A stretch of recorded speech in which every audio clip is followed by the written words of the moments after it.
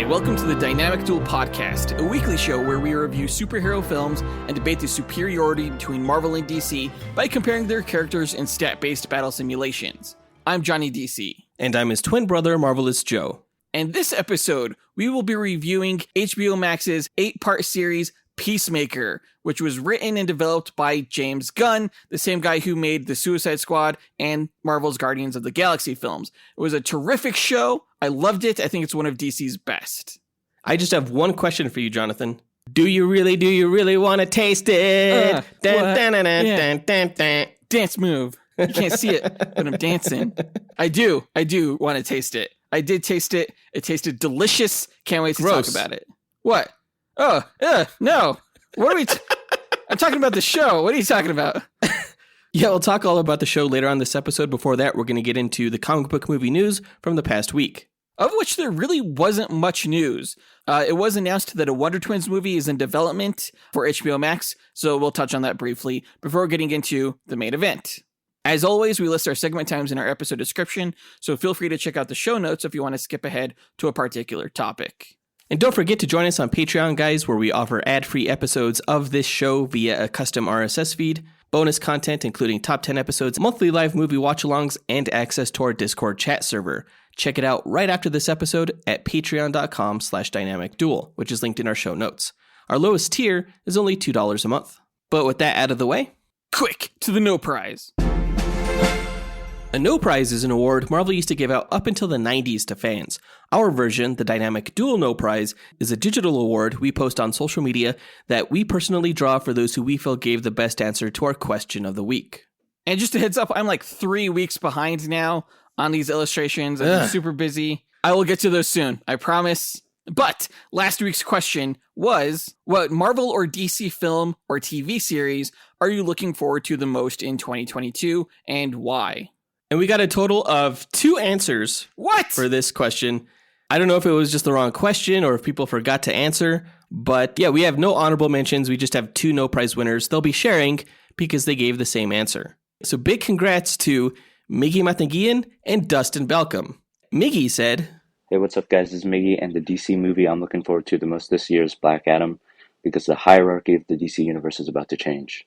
Now, for real, I'm just really interested to see how they're going to portray Black Adam as an anti-hero, how to display Hawkman and Dr. Fate's powers, how they're going to handle an obscure character like Cyclone, how they're going to introduce the JSA to the general public." And Dustyn Balcom said, "All right, Dynamic Duel, it's Dustyn Balcom here, and I gotta say, the movie I am most looking forward to is Black Adam.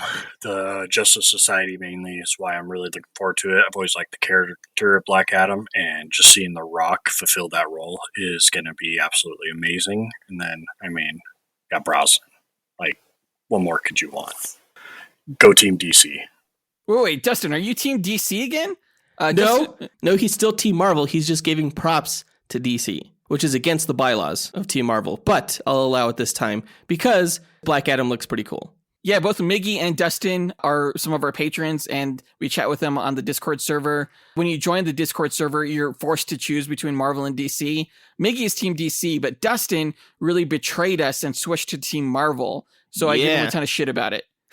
But I'm glad to hear that he's looking forward to Black Adam. I also am looking forward to that. This is honestly like a movie 10 years in the making, ever since we first heard that Dwayne Johnson, The Rock, wanted to be the character of Black Adam.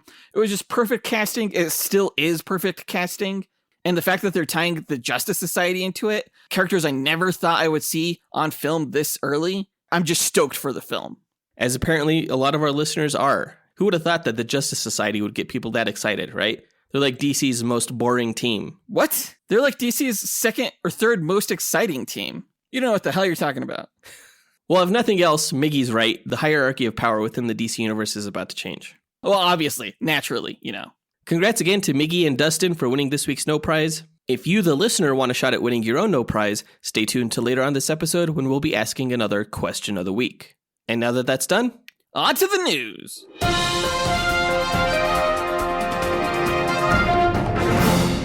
Okay, so touching on Black Adam, last week we learned that the writer of Black Adam, Adam Sztykiel, is also going to write and direct an original live-action Wonder Twins film for HBO Max. We don't have a release date for this project yet, but this just makes me look forward to the Black Adam movie even more, just to see how well written it is. If it's as awesome as I hope and expect it will be, then Wonder Twins is in good hands. Yeah, the Wonder Twins. Who would have thought they'd get a movie? Exactly. Yeah, these are some of the most obscure characters in DC Comics, and the fact that they didn't originate in the comics at all. They were actually a creation of Hanna-Barbera for the DC Super Friends cartoon, back in the 80s. Yeah, I didn't know much about the Wonder Twins because I didn't watch too much of the Super Friends, but we have done duels with the Wonder Twins characters when we put them up against Cloak and Dagger, and we recently put their pet monkey Gleek up against Hitmonkey in a duel. Yeah, I actually didn't know much about the characters either prior to those duels. They don't pop up in the comics that often. Though for the Gleek versus Hitmonkey episode, I did read their most recent Rebirth run in the comics, and that was great. I wouldn't actually be surprised if the movie kind of took that as inspiration. It was very much like a teen comedy kind of series, and I think that suits the Wonder Twins very well. Give us a brief synopsis on the origin of the Wonder Twins. Well, in the comics, they were from the planet Exor, and they were actually one of its rulers. The whole planet was ruled by sets of twins, who each had command over one of the elements. Zan and Jaina themselves had command over water and animal life. They could become those elements. But they were exiled when they chose not to become part of like this galactic federation that would turn their citizens into slaves, essentially. So they became the slaves in place of their people, and eventually they ran away and joined the circus and found a monkey and made their way to Earth. It's a pretty interesting story. I actually like the characters of the Wonder Twins, maybe because I'm a twin. Are you? Yeah, I don't know if you know this, but I am. There's a few twins in Marvel, including Speed and Wiccan, Northstar and Aurora, and Quicksilver and Scarlet Witch. Twins are always interesting. I think twins are weird, man. Every time I see another set of twins, I'm like, who the fuck are you guys? Clones? They're clones. Like, literally. But twins are always interesting in film because you either have to, like, cast the same actor in two different roles or find two actors that look really, really similar to each other. Yeah, I can't imagine what casting this movie is going to be like. But that brings us to our question of the week.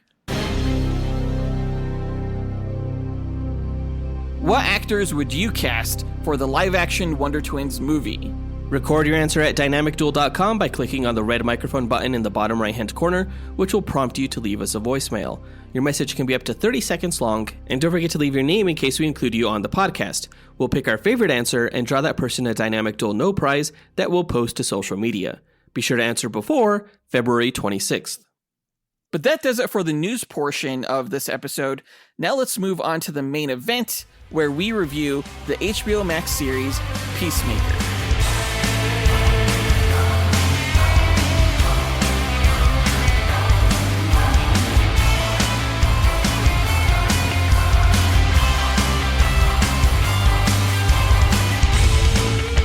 Okay, so Peacemaker just wrapped its first season on HBO Max last week. The 8-episode series was created by James Gunn as a spin-off from the Suicide Squad film that was released last year, which he directed. As part of an effort to bolster their new streaming service, Warner Brothers offered James Gunn the opportunity to do a spin-off series from the Suicide Squad before that film was even released. So we've known Peacemaker was getting his own series for quite some time. John Cena as Peacemaker was one of the breakout characters from the Suicide Squad, though not everyone was thrilled that he was getting his own series once they'd seen the movie, since his character was a traitor and a villain, and there were other perhaps more interesting characters that people frankly liked more, like Ratcatcher or Bloodsport. Now, James Gunn had the difficult challenge of turning a traitorous character into one that people would get behind, get invested in, and tune in to see week after week. So was James Gunn successful? Yes, he was. He absolutely was, yeah.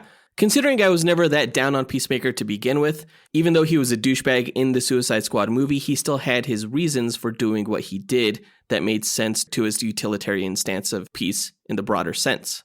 Yeah, peace at any cost, right? Right. But, his actions in that movie definitely had consequences here. For sure. Yeah, I know there were some out there who didn't want to give this show a chance, perhaps because they didn't like the character or the Suicide Squad overall.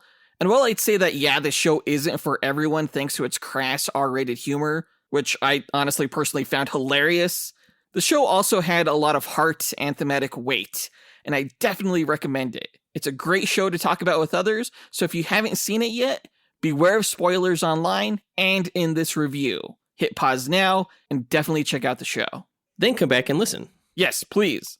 So it should come as no surprise to anyone familiar with James Gunn's work that Peacemaker is first and foremost a comedy, which is interesting considering it's set in the DCEU, known for being dark and serious. The Suicide Squad was funny, but I'd describe it as an action film, primarily. And while Peacemaker definitely has action, awesome action, I'd say it leaned more into the comedy genre thanks to the buffoonery of its lead characters. In lead up to the show's release, James Gunn described it as The Office, but with superheroes. And while that series may have been an inspiration for him, I don't think I'd describe Peacemaker in that way. To me, this was much more like a Deadpool movie. And as much as Ryan Reynolds embodies Deadpool, I feel the same way about John Cena as Peacemaker. Absolutely, yeah. I think the styles of humor are very similar between Deadpool and this Peacemaker show and the Suicide Squad. You know, we made that comparison in our actual The Suicide Squad review. And it's no surprise that, you know, they included a character within this show that was very much like Deadpool. Oh, Vigilante? Yeah, exactly. So I was about to say it would be cool to get a Deadpool Peacemaker crossover, but we kind of already got that with this show, and that was fantastic.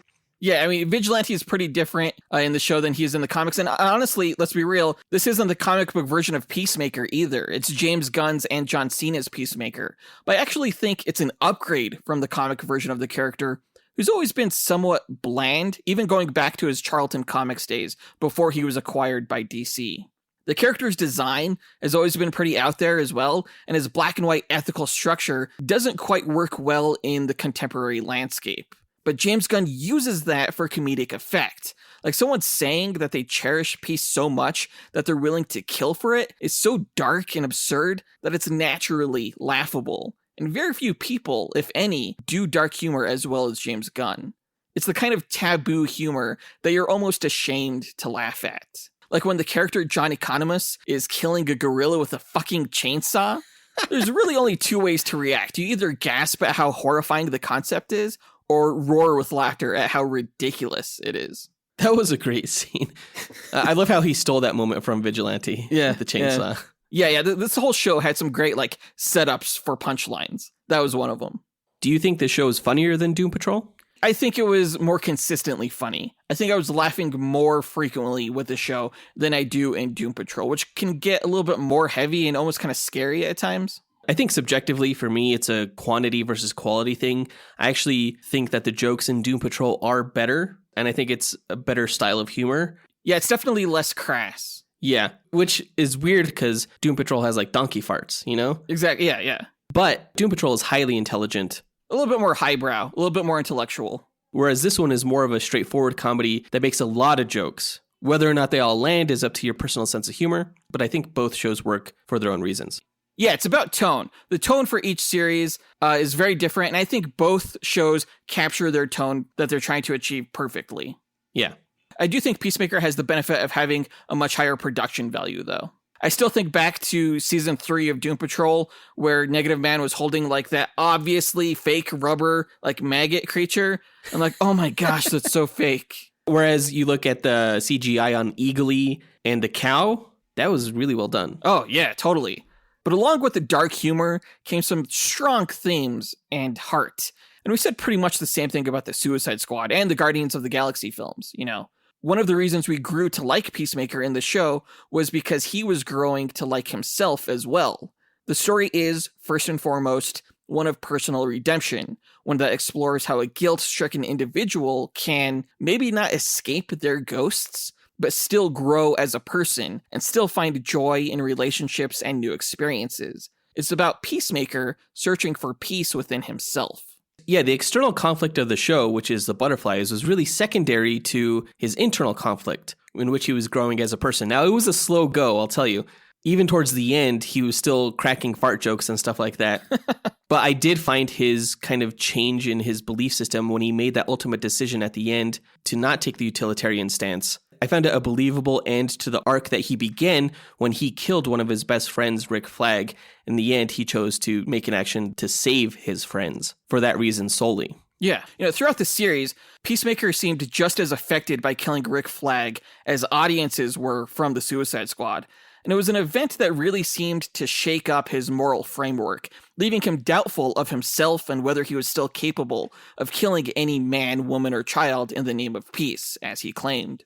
He was tested in that specifically, and he realized that he could no longer qualify that after killing his friend Flag. It was almost as though he suffered from PTSD, which is a really bold take for a character who's known in the comics as this driven soldier of peace. To make him impotent and incapable of killing a fellow human being almost took away what makes the character of Peacemaker that character. It's like castrating the Punisher, like making him incapable of killing, right? That would never happen. Exactly. But it was in that moment, that scene specifically, where he couldn't take out Goff's family, that humanized him and made him more like a normal human, more like Adebayo, who also had that hesitancy than the sociopathic vigilante. The show is mainly about the formation of an unlikely family, and one I really grew to care about. These were no longer background characters in a movie, but characters with motivations and arcs that worked really well around the themes of the show, which are pretty serious, like racism, free will, even genocide. James Gunn's scripts sort of dance around these serious topics while still keeping the show entertaining. Yeah, which can be considered both a feat if you're looking for more levity in your television show watching, but it can also be considered a criticism in that a lot of the issues are never addressed at face value. But I do think that the show really addressed Peacemaker's depression head on pretty well. Yeah, I never thought that we would, see this character crying in bed multiple times after seeing The Suicide Squad. And that rendition he did of Home Sweet Home on the piano, I felt was the culmination of that character exploration. That scene said literally nothing and everything. It was a beautiful scene. I'm glad they included it. It was a nice calm break from everything, and it was really touching. John Cena is a hell of a pianist. Pianist. It was the second best musical piece of the entire show. The first being the opening credit sequence. Oh man, I freaking loved the opening credit sequence. It was kind of a nice marriage between the seriousness of the show and, its entertainment. The way they danced around with their choreography moves, just with these straight faces on. I was like, what the hell is this? I can't think of a more perfect opening credit sequence in DC's history. I mean, it was stupid, but intentionally so. I really like the moment at the end, every episode when Eagly would come out and just hold his arms open. Yeah, make sure he's positioned correctly in the frame. It was great. Yeah, I loved it so much. I didn't skip it, not even once. The song by the Norwegian band Wigwam was just so catchy. I couldn't help but dance along and try and learn the choreography week to week. Really? Yeah. You're not a dancer. Oh, I'm aware. But neither were some of the dancers up on that screen. I actually thought they all did pretty damn well. Even someone like Steve Agee, I thought crushed it. Yeah, that's true. Even Robert Patrick with those humping motions. So hilarious. I guess Alan Tudyk's wife choreographed that whole thing. Really? Interesting. Yeah, Alan Tudyk actually was a stand-in for some of the characters as they were rehearsing. What was his involvement with the show? That was it. I guess he's just friends with James Gunn. No, his wife is just a choreographer. James Gunn didn't realize that she was married to Alan Tudyk until they were filming. That's funny. The opening credit sequence was just so different from anything else out there, like Doom Patrol or Daredevil. But I thought, yeah, everyone did a terrific job with it. I thought Peacemaker's music selection, episode to episode, really was a series highlight. But that shouldn't be surprising after James Gunn created the Awesome Mix volumes for Guardians of the Galaxy. The guy knows how to arrange a playlist. Gunn actually made a playlist specifically for Spotify for this series. And I wasn't familiar with a lot of the bands on that list, but it freaking rocks. Dude, this show may have the best compilation of metal rock out of any piece of media I've ever seen. It was incredible. I kind of hope it brings back a resurgence of the genre into the mainstream. But I also thought that was going to happen when Guitar Hero came out. And I thought, people were like, yeah, let's shred. Love these guitar solos. Yeah. That never happened. I don't know if metal's had its day in the sun, but I was glad that it at least came back for this show. I loved every minute of it. Yeah, it made terrific use of it. Another thing I really liked about this series was the cameos. James Gunn definitely brought his cameo game from Marvel. It was so cool to see the DC TV show reference and even show other characters from other in-universe films. That's something, you don't see in shows like Doom Patrol. And it's just not as exciting in the Arrowverse. Seeing clips from the Suicide Squad, seeing conversations and reactions with Amanda Waller, seeing the fucking Justice League appear at the end was just so cool. It was like, this must be what it feels like to be a Marvel fan. Exactly. That's why DC really needs to have like one shared universe. Like they play up this whole multiverse thing, but that seems like a cop-out over their inability to create one universe that's shared amongst all their media. That hurts. That kind of hurts, but it's not untrue. Seeing Peacemaker call the Justice League a bunch of dickheads was everything I ever wanted to see. There's a lot of backlash online, actually, against the Justice League's cameo. A lot of Snyder fans feel like James Gunn disrespected Snyder's characters. Oh, shut the fuck up. They should be grateful that they were even in this show. I know, as anyone knows, I'm a big fan of Snyder's DC films. I will # restore the Snyderverse all day long. But I also kind of felt like, isn't that what James Gunn did here? Like, I never thought I would see the Justice League characters side by side ever again. So this was a very, very welcome surprise. Go fuck a fish. I fucking hate that rumor. It's not a rumor. Fuck you, Barry. So great. I appreciate the grounded nature, Snyder took with his films, but I also don't think his tone is the only one that works within the DCEU. The Suicide Squad was proof of that. I think the interaction between Peacemaker and the Justice League was entirely appropriate for the characters. And it seems like, Jason Momoa and Ezra Miller agreed. I mean, wouldn't they be the best judges on whether something was in or out of character? I mean, if they're not offended by the cameo, I don't understand why others are. Yeah, apparently James Gunn reached out to Jason Momoa and was like, dude, Peacemaker's saying you fuck fish. What are we going to do about this? And Jason Momoa just started cracking up and agreed to be in the show. He's a cool guy. I think it was all in good spirits and fun-natured. Yeah, Momoa and Ezra Miller are funny dudes. Dude, apparently James Gunn filmed Ezra Miller as he was shooting Guardians of the Galaxy 3. Ezra Miller came onto the Marvel set to shoot that scene. And I guess James Gunn has a half hour of footage of Ezra Miller just quipping. And he says it's the funniest thing he's ever seen. I really, really hope DC releases that one day. # release the Ezra cut. Now, all in all, as much as I like the show, there were some things that kind of bothered me. James Gunn is very much a director with a distinct voice, but sometimes his dialogue seems self-serving. It's stuff he finds funny and doesn't really care if anyone else does. Don't get me wrong, I thought the show was hilarious, but conversations about the Berenstain Bears and whether ants or fish are more important to the circle of life feel like wasted dialogue, and that's not something you should have in a buttoned-up, polished script. Every line should matter, and I think that prevented the show from being as good as it could have been. And the show was great, but it could have been perfect. I think some of that may be bad improv that just got left in. Possibly. Yeah, you're working with a cast of comedians, essentially. But stuff like that falls flat, yeah, I agree. It shouldn't have been included because it does feel like it's wasting time. It's filler, and not everybody finds it funny. It's hard to know who will find it funny, but I found myself not laughing at some of that. When they would take those conversational tangents sometimes, I'd be like, all right, come on, get back to the story. It kind of feels like a bad Family Guy joke at some points. Yeah, I would agree. I would say the biggest example of that in the show would probably be the classroom scene where Peacemaker's talking with the kids. It was funny, but it wasn't necessary. I think it was worth the inclusion. I'm talking more about when they would be talking about one thing and then the conversation would completely steer in a different direction because somebody started talking about ducks wearing pants or something, Oh, yeah, totally.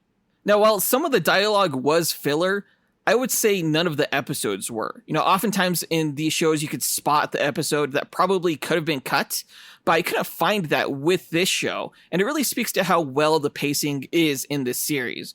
We learn information piecemeal, bit by bit, episode by episode, regarding Peacemaker's past, regarding the Butterfly's agenda, and as we were being slowly fed information, we were feasting on badass action moments and amusing banter. There are also running jokes throughout the series, like John Economos' dyed beard, or all of the scandalous rumors about the Justice League, that have these huge emotional payoffs in the final episode, and it really makes you appreciate how well James Gunn can set up and deliver a punchline. Dude, Green Arrow, that guy goes to brony conventions dressed as the back half of Twilight Sparkle with the 4-inch wide butthole drilled into the costume. That was great. That's true, actually. That's the first one that he said that's true. I just like the fact that they acknowledged Green Arrow exists in the DCEU. That's awesome. That's great. Let's move into our character breakdown, starting with Peacemaker. Peacemaker, aka Christopher Smith, was played by John Cena. And as we mentioned in our review of the Suicide Squad, the guy can act. Like, Peacemaker was so multidimensional in this series, and John Cena's performance captured all of the minutiae.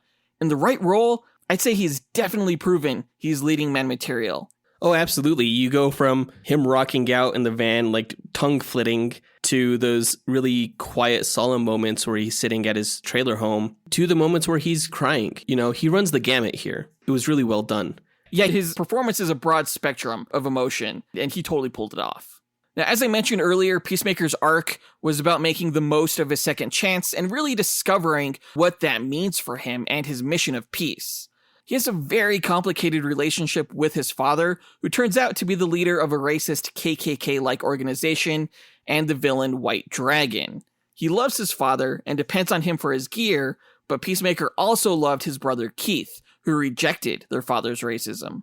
Peacemaker, over the course of the show, learns to give up the guilt of killing his brother when he was just a boy, recognizing that it was an accident caused by his father's irresponsibility. Of course, getting justice for his brother by killing his father only causes him to now be haunted by his father, which is a pretty somber setup for Season 2. Although it's very faithful to the comics, I remember from your backstory, Peacemaker's father's ghost followed him all the time. Except in the comics, his dad was an actual Nazi who ran a concentration camp and everything. And turning Augie into this KKK guy was an interesting adaptation of that concept. Well, it was interesting that they turned his character into the White Dragon, who is a white supremacist character from the comics. It was a clever way to introduce that character into live action. And honestly, especially nowadays, what better villain is there than a white supremacist? Yeah, those guys suck. Now, part of the reason Peacemaker works up the strength to confront and kill his father is that his own preconceived notions about people were challenged over the course of working under Project Butterfly, specifically with Adebayo, a black lesbian. He forms a pretty close mentor-like relationship with her and comes to see her as a true friend. Even after she betrays him in the end, he chooses to destroy the butterflies, not because he doesn't agree with them or doesn't want to be ruled by them. To him, the decision wasn't based on freedom versus security, but on love, because he knew that if he joined the butterflies' cause, Adebayo and the others would be hurt. It was something of a selfish decision, potentially, but he cherished his friends so much, he was willing to kill off an entire alien species for them. It was interesting when Adebayo asked him, did you make that decision because of your proto-fascist libertarian views? In which, he wouldn't want to be controlled by authority. Yeah, he would want to be free to make his own decisions. Right. And you could view his decision as being about that, but he admits that it wasn't. It was about his friendships. And that was profound. Yeah, really, this whole series, again, as we mentioned, is about Peacemaker's ideology kind of breaking down, which is pretty relevant this day and age on both sides, I think. Really taking the time to get to know the other person that you disagree with and really don't have the same views as is important and helps everyone grow. Yeah, it did get a little bit preachy in the last episode when Goff, under the guise of Song, was talking about how humanity's not making the right choices in regards to science, climate change, and seemingly the mask mandates and things like that, which I agree. The script really hammered home, that's what James Gunn was getting at, in a very direct way that was kind of not in keeping with the rest of the way the show approached its issues. No, yeah, but it did set that up. We did know there was some underlying agenda with the butterflies that Judo Master was hinting at.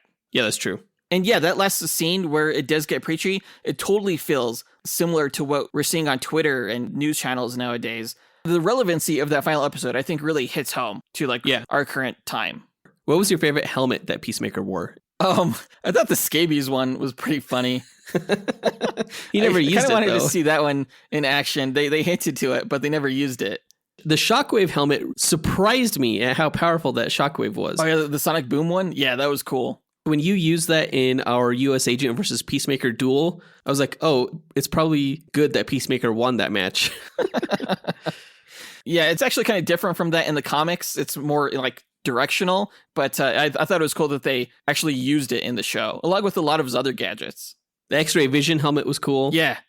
The human torpedo helmet, freaking such a great payoff with using that to kill the cow. I was like, oh shit! He just launched Adebayo across the freaking cavern. That helmet was like the best joke in the entire series, I think. I laughed my ass off when she like crashed into the wall. Speaking of Leota Adebayo, she was played by Danielle Brooks. Now, I haven't seen Orange is the New Black or anything else with her in it. I have. She's great in that show. Tasty. Oh, nice. In this show, I thought she did a great job as the straight-laced audience surrogate. Absolutely. Like, when I saw the trailers for this, I wasn't too excited for her character. She just looked like the naive new recruit, kind of. Yeah. But she really turned out to be the soul of the season. Oh, yeah, totally. She's really the one who became, like, Peacemaker's best friend. Next to Eagly. Next to Eagly, of course, right. Yeah. Now, I was pretty surprised to find out that she was Amanda Waller's daughter. I didn't see that coming, but once it was revealed, so was her arc. You know, was she going to end up like her mother, a feared, hard-edged woman willing to do whatever is necessary or kill anyone in her way? Apparently, she scored high on tests when she was young that implied she would be talented in the field, but she didn't want to be on this covert ops team. You know, she and her wife lost their jobs, so she reluctantly joined at the behest of her mother. I mean, her marriage struggled because of it, but in the end, she realized that she was more than capable in the field, just not as willing to compromise her morals like her mother. Yeah, it was great how so many times throughout the series, she kept saying, I'm not made for this shit. And at the end, when she grabbed that gun and Economos was like, what makes you think you could do this? And she says, because I am made for this shit. That was so incredible feeling. And then she goes out and has like a really badass action scene where like guys are like flipping over her and stuff. It was just so cool. It's a far cry from earlier in the series when she's shooting guys that Peacemaker has already killed, you know? Yeah, she was like a regular John Wick out there. And that was incredible. I really loved that. That was really cool. I cannot believe she outed her mother in Task Force X at the end like that. That was crazy. Like, that has so many ramifications for the future of the DCEU. And season 2 of Peacemaker. Yeah. Does that mean we're not getting any more Suicide Squad movies? Right? Well, I mean, the Suicide Squad has been outed to the public in the comics before. But, you know, the team still keeps going. It's still covert. Okay. I'm really looking forward to seeing more of Adebayo in season 2. Moving on to Adrian Chase, aka Vigilante, he was played by Freddie Stroma, who to me was the breakout character of the show. And actually, it's pretty serendipitous considering the character was recast after filming 5.5 episodes. Originally, Vigilante was played by an actor named Chris Conrad, but he left the project over creative differences during production, which I believe is code for he was fired for not listening to the director. Interesting. Yeah, I honestly can't imagine anyone doing a better job as Vigilante than Freddie Stroma, who's a British actor, and I guess he was in the Harry Potter films? I think he was in Game of Thrones. Oh, was he? I didn't catch that.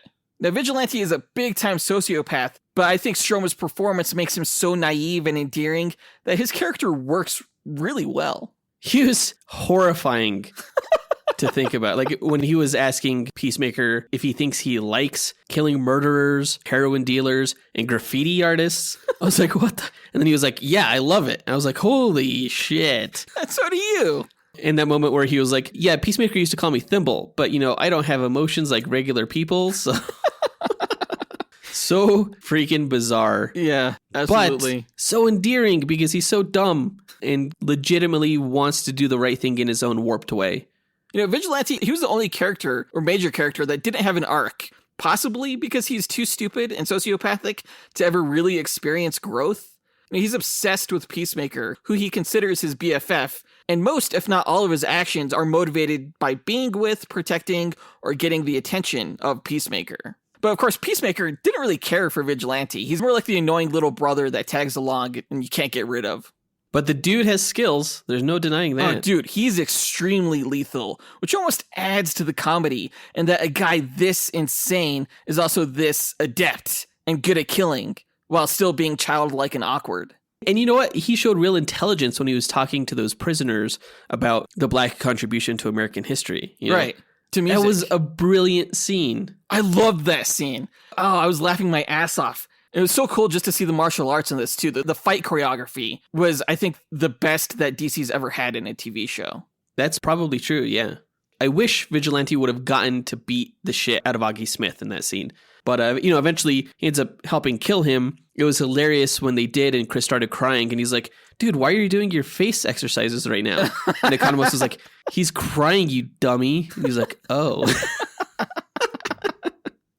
And that's just a great payoff, too, from, like, what was it, episode 2, where Vigilante catches Peacemaker crying in bed. Honestly, that was like my favorite joke of the whole series. It's like, oh, dude, what the fuck? Are you jerking off?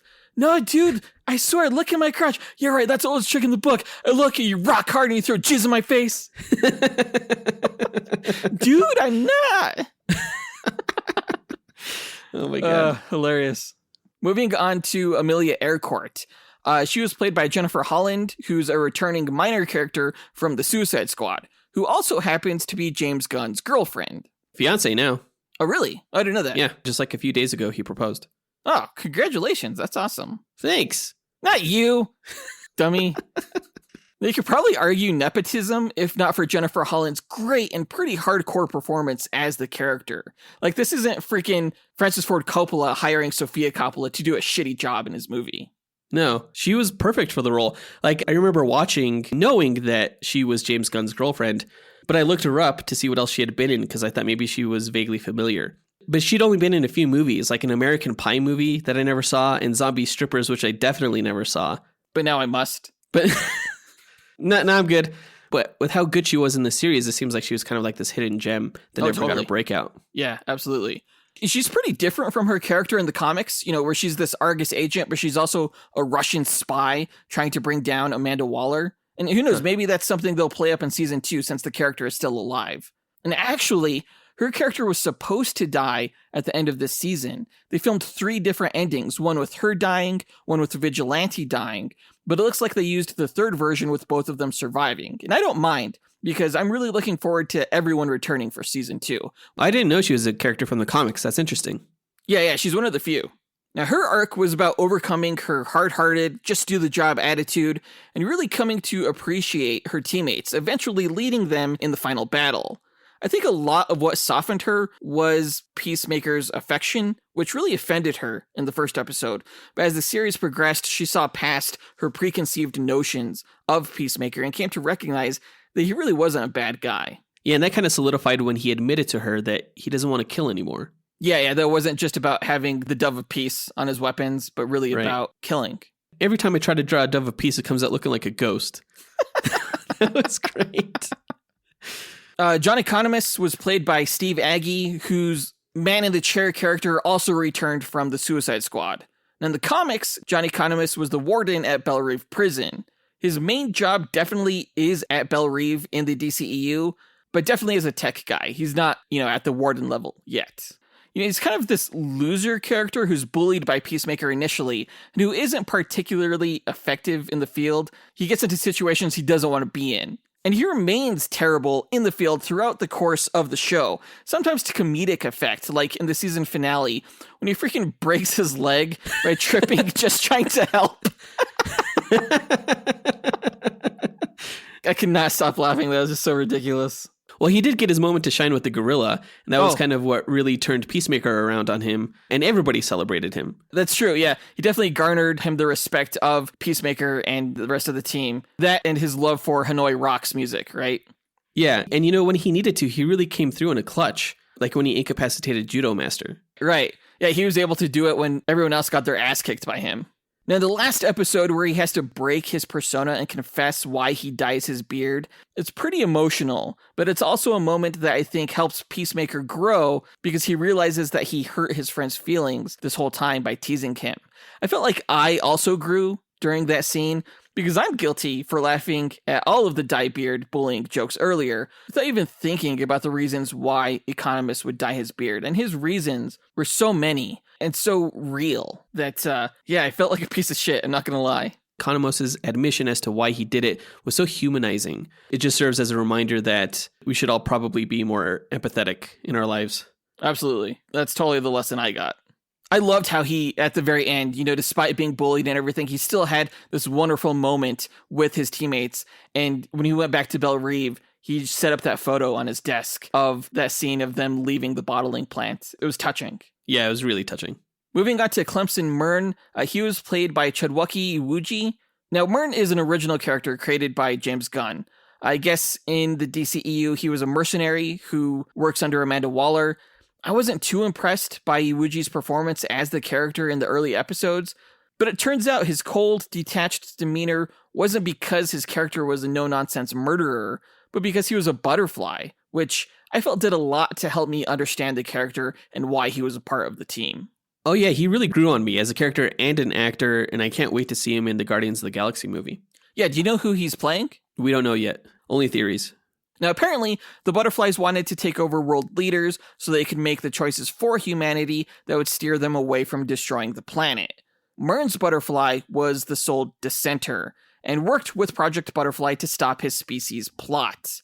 This reveal does bring up quite a few questions, however, like, if Amanda Waller didn't know Murn was a butterfly, wasn't it a little convenient that she put him on Project Butterfly? Maybe he became a butterfly after that fact. Oh, I didn't think about that. Okay. But if he had access to butterfly food, wouldn't that mean he was getting it from the bottling facility and therefore would know to target it initially? Yeah, absolutely. That's true. You think he'd have more intel on the people he was trying to stop, at least. Right. Considering the butterflies didn't know that he was a traitor. Exactly. Until, at the end when they discovered it and then they killed him. Yeah. Now, the butterflies weren't from the comics, and I'm kind of hoping that in season 2, James Gunn draws more from the source material. The look of the butterflies was pretty cool, though, and they were well animated. The death scene with Murn's butterfly reaching out for Harcourt, so heartbreaking. Oh, yeah. I felt so much for that CG creation. The whole butterfly storyline did seem kind of like a rehash of Project Starfish, where ultimately Peacemaker is going up against this huge kaiju alien character. Well, with the cow. But, it's the same thing with the starfish in that it's like these parasitic aliens, right? Yeah, that take over your mind when they go into your face. It's very similar. Yeah, it is. I really hope they do something different and something from the source material in the next season. I bet you next season is going to be about Project Plankton, where Peacemaker has to go up against these microscopic organisms that go into people's bloodstreams and control their movements. And they're aliens. Yeah. Hopefully not. Now, there's some other characters I want to touch on briefly. Eagly, I freaking love that little guy. I know that was the intention of including the eagle, considering he's not in the comics. And in that regard, I feel a little manipulated. But how could you not be? Like, it just makes me want a pet eagle so bad. He's so affectionate. I want an affectionate eagle, but he's also so hardcore. Like when he was straight up murdering those police officers that were chasing Peacemaker and Vigilante. Oh, yeah. Yeah, it really makes me appreciate superheroes who do have pet birds, like Dr. Midnight, like the Falcon. I am jealous of a guy's pet eagle much. For sure. 100%. A Judo Master, he was very different from the comics. He was a hero created for Charlton Comics, so maybe that's why he's in the series, because, Peacemaker is also originally from Charlton. But I feel like they did the character a huge disservice, and I don't think he was really necessary to the story. He was there kind of to get teased and introduce some martial arts action into the mix, and that's kind of it. Well, he kind of introduced the concept that there was more to the butterflies than what they seemed. True, but that's like one line delivery. And also it just kind of leaves me wondering, why didn't Judo Master just rejoin the Butterflies when he evaded capture? Like, why didn't he join them in the raid against Murn? Why did he show up after the fact to attack Adebayo and Harcourt? Well, maybe that was his directive, to find them and kick their asses. But, he needed a car, which he ended up stealing. I don't know. I love this character. And I love Flaming Hot Cheetos. Oh, dude. Me too. But Goff gave him the explicit directions to warn the other Butterflies. Oh, in the cave? Yeah. Oh, that's true. Maybe he just didn't know where to find him. I don't know. He definitely knew where the ranch was at the end. And for some reason, he knew where Harcourt and Adebayo were. Exactly. There's some plot holes there, for sure. I did think that the actor they got to play him, Newt Lee, I think is how you pronounce it, he did a great job. He was fantastic. He was so good. It's so funny. And finally, I want to touch on Augie Smith, a.k.a. the White Dragon, who is played by Robert Patrick of Terminator 2 fame. I think it was a pretty gutsy role to take, but again, you can't really get a better villain than a white supremacist leader. Next to Peacemaker, White Dragon had the most comics-accurate costume, which essentially made him like Iron Man. So it was cool to see Peacemaker go up against a character like that. I mean, Iron Man would never have gaps in his armor, so... Oh, Vigilante will find them. Yeah. Okay. Moving into our plot breakdown, episode 1 was titled A Whole New World, and that's WHIRLED. Actually, all of these episode titles had like puns in them. Oh, interesting. So after Peacemaker recovers from his injuries from Project Starfish, he's confronted in his trailer by a small covert team of Argus agents known as Project Butterfly, led by Clemson Byrne to help take down a group of individuals known as Butterflies. Peacemaker reluctantly agrees before visiting his father, Augie Smith, to pick up his pet eagle, Eagly, and a new Peacemaker outfit. During dinner with the team, Myrn gives Peacemaker a dossier of the assassination target, after which Peacemaker tries to seduce team member Amelia Harcourt at a bar, and after that fails, he goes home with another random woman, Annie Sturphausen, who attacks Peacemaker. Peacemaker blows her up with his sonic boom helmet, and we learn that his teammate Leota Adebayo is the daughter of Amanda Waller, tasked with planting a diary in Peacemaker's home. The scene with Peacemaker nonchalantly walking out of the hospital in his blood-soaked uniform was fucking hilarious. He's just like, I'm just gonna walk out. Even before that, like the conversation with him and the janitor, oh my gosh, like one of the best opening bits to a series ever. I just loved them. He's like, dude, can I trust you? No. Oh, come on, dude. What about the time we smoked pot together? That doesn't mean anything. I'm not going to deny it was a nice moment, but I ain't trustworthy worth shit. I went to MIT. Just the whole thing. It was gold. I also liked Vigilante's introduction, where he was like all excited out back by the dumpsters, and the guy's like, what are you happy about? He's like, oh, that was my girlfriend. She's pregnant. If you have a girlfriend, why are you trying to get me to hook you up with my cousin? You know, she's not really a girlfriend. That's a strong word. But she's pregnant and you're happy about it? Yeah, because she's getting an abortion. You want to come? He's like, no, man, I don't want to go to your abortion. So dude, funny. It's so good. So good. Episode 2 was called Best Friends for Never. Harcourt and Adebayo help Peacemaker evade the police as Detective Sophie Song and Larry Fitzgibbon investigate the sonic boom and Annie Sturphausen's death. To protect Peacemaker's identity, teammate John Economist replaces his fingerprint data in the criminal system with that of his father's, Augie. Detective Song and Fitzgibbon arrest Augie, who is greeted in jail as the Aryan leader, White Dragon. It's discovered that Annie Sturphausen was a butterfly who found Peacemaker's dossier. Shunned, Peacemaker returns home, only to be greeted by his former crime-fighting partner, Vigilante, and the two discover that a mysterious device Peacemaker took from Sturphausen's apartment was a miniature spaceship. I love the scene when Peacemaker's like tying up the neighbors and like they're arguing with each other. And the guy's like, I can't believe you want to have sex with this guy. And she's like, you don't know what's going to happen? Like, I'm tied up. Anything could happen. Anything. And like the look that John Cena was like giving her, like, really? Like, she wanting me to have sex with her right now? Right. It was so good. Yeah, and at the end where they do have like a three-way with Vigilante when they discover the spaceship, that was an interesting scene. Now, I know having a three-way doesn't make you bisexual, but it did seem like they implied that Peacemaker was bisexual. Oh, well, his father definitely mentioned that at the end, like the second to last episode, right before he died. Episode 3 is titled Better Goff Dead, where Peacemaker is tasked with bringing down a suspected butterfly target, the U.S. Senator Royland Goff. He hesitates to pull the trigger, however, when it's discovered that Goff's wife and children are also butterflies. Vigilante, who followed the team to Goff's house, managed to kill Goff's family, but he, Harcourt, and Peacemaker are attacked by Goff's bodyguard, Judo Master, before Vigilante could kill Goff. Peacemaker and Vigilante are captured and held prisoner in an underground cavern beneath Goff's house, where Goff tortures Vigilante for information, while Judo Master tries to escape to warn the other butterflies.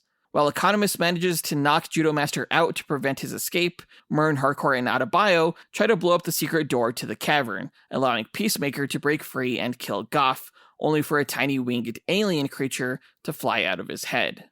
The scene of Vigilante getting tortured, that was teased in one of the trailers, but oh my gosh, it was so funny. The way Peacemaker was just like, yeah, go ahead, torture him, I don't give a fuck. Yeah, I like it, it feels good, keep doing it. That kind of thing. It's so funny. Yeah, and Goff was like, everyone knows one of the defining traits of humanity is their empathy for fellow humans.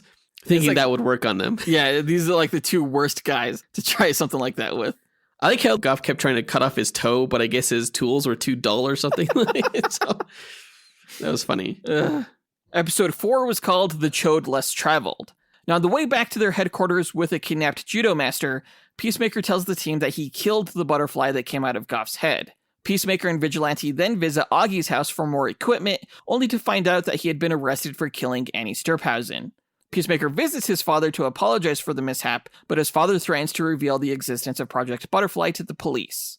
Adebayo manipulates Vigilante into killing Augie, so Vigilante gets him arrested and tries to goad Augie into attacking him first, but Augie realizes that Vigilante is his son's friend and believes Peacemaker is trying to kill him, so he doesn't fall for Vigilante's trap.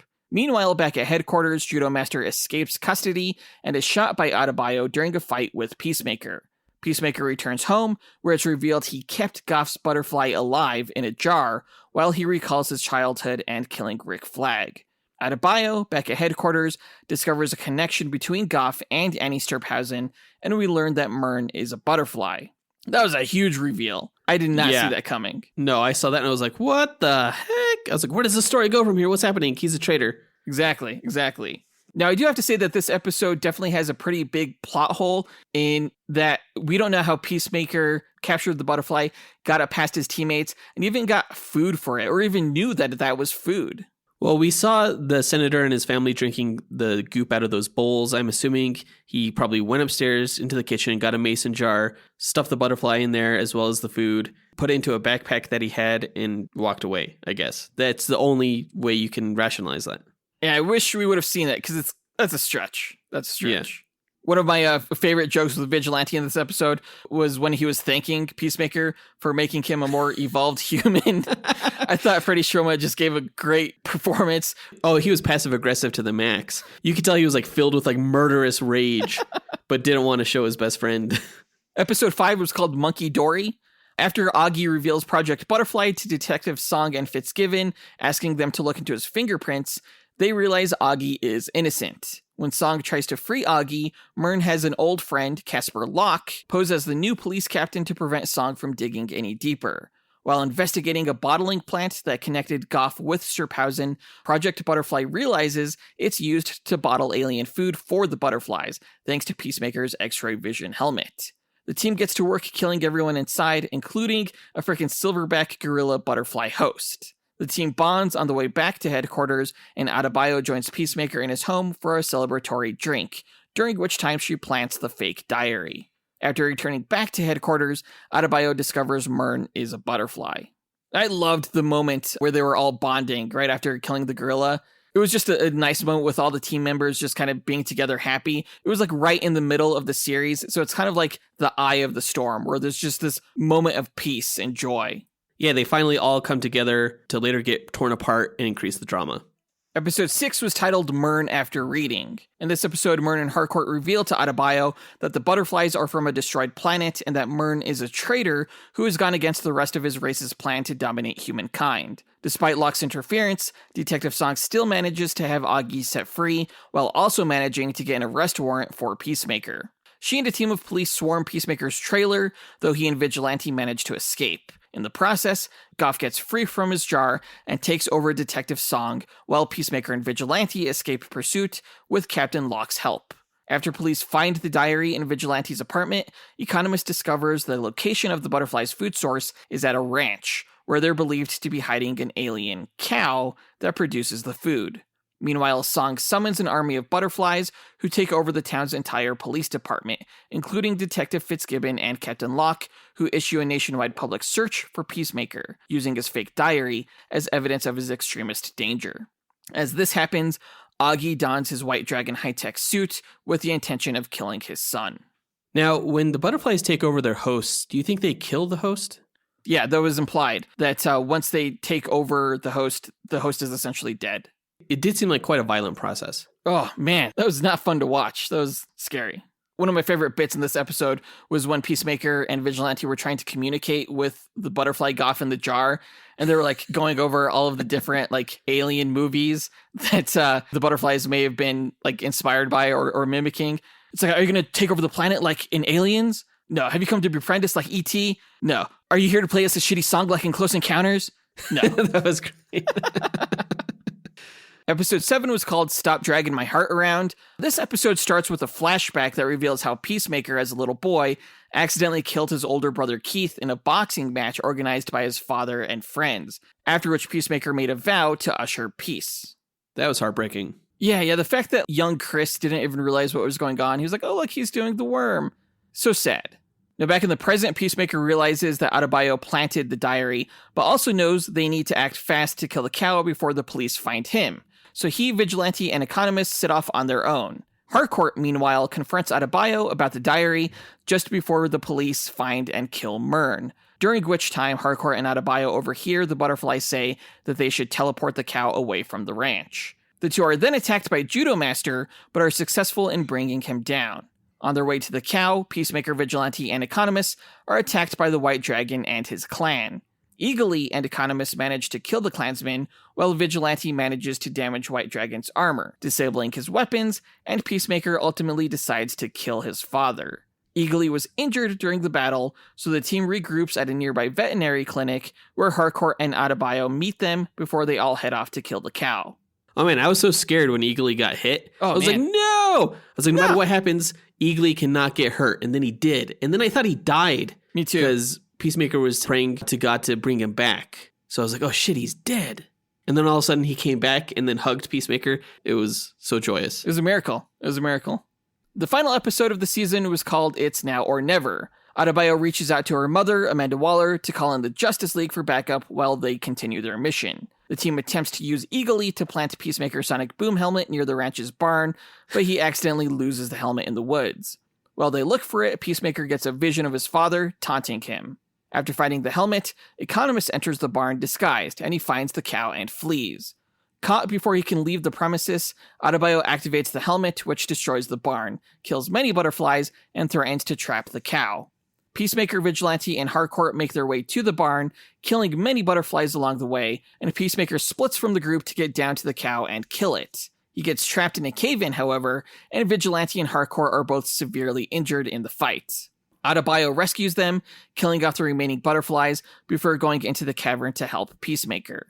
Song finds Peacemaker before Adebayo, however, and reveals to him the Butterfly's mission to take over our world leaders in order to protect humanity from destroying itself and the planet's environment. In response, Peacemaker activates the human torpedo helmet that Adebayo was wearing, using her to kill the cow. Peacemaker then kills Locke and Song, but spares Song's butterfly. As Peacemaker makes it back to the surface and picks up Harcourt's body to get her to a hospital, the Justice League shows up, too late. While Harcourt and Vigilante are treated for their wounds, Adebayo exposes Task Force X and Project Butterfly to the media, clearing Peacemaker's name. As Judo Master mourns the butterflies, Economist returns to work at Belle Reve, Vigilante escapes the hospital, Harcourt continues her recovery, and Peacemaker returns home, where he's visited by Song's butterfly and the ghost of his father. Toward the beginning of the episode, I loved Harcourt's reaction to Eagly dropping the helmet in the woods. She was like, I knew that eagle could not understand English. It was worth a try. I thought it was going to happen. Then sure enough. I loved the bit where Economist was asking why Peacemaker had to wash the pants in the river. And he was like, one seldom thing us warriors never talk about is how often people shit their pants when they die. He was like, dude, these pants are covered in diarrhea. I said nothing about diarrhea.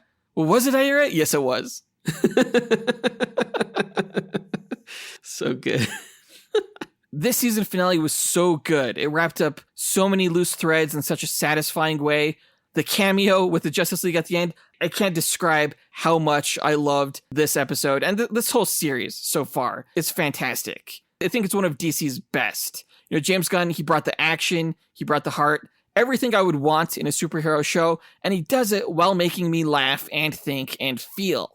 There's some minor plot holes and unnecessary dialogue at times, but overall, the package is near perfect. So I'm rating this season 4.5 stars, and I can't wait for season 2. I will admit to liking Peacemaker season 1 more than any of the Disney Plus Marvel shows. Oh, shit. I don't think it has the artistic production value of Loki. It wasn't as conceptual as WandaVision, but I think overall it was a great portrayal of the character, a great story, and showcased James Gunn at some of his best work. So I would agree, 4.5 stars. I think the only downsides were some of the overbaked dialogue and the fact that the threat was too much of a retread of what happened in Suicide Squad. But otherwise, it'd be hard to say it could get much better than this. Yeah. The retread aspect, again, it is a lot like Suicide Squad, but again, that conflict wasn't as important as the internal one for Peacemaker, and I thought they nailed that. Yeah. But that does it for this review. Let us know what you thought about the show by writing to us at dynamicduelpodcast@gmail.com or by visiting us on Facebook, Instagram, or Twitter. You can find links to all of our accounts by checking out our show notes or visiting our website, dynamicduel.com. And on our site, you can also find a link to our Patreon page where we offer ad-free episodes of this show via a custom RSS feed, bonus content including top 10 episodes and bloopers, monthly live movie watch-alongs, collectible pin sets, and access to our Discord server. Again, check it out right after this episode at patreon.com/dynamicduel, which is linked in our show notes. Our lowest tier is only $2 a month. As a tie into this episode, our next episode is going to be a duel between Vigilante and the Spider-Man ally, Silver Sable. Yeah, who's also a mercenary weapons type character like Vigilante. I think it should be really fun. I've been wanting to get Silver Sable in a duel for a while. Definite kudos to our executive producers for coming up with that one, specifically Zachary Hepburn. But that does it for this episode. We want to give a big thanks to our executive producers, John Speas, Ken Johnson, Jace Crump, John Starosky, Zachary Hepburn, Mitchell Phipps, Dustyn Balcom, Salvador Hernandez-Contreras Jr., and Levi Yeaton for helping make this podcast possible. And we'll talk to you guys next week. Up and away! True believers,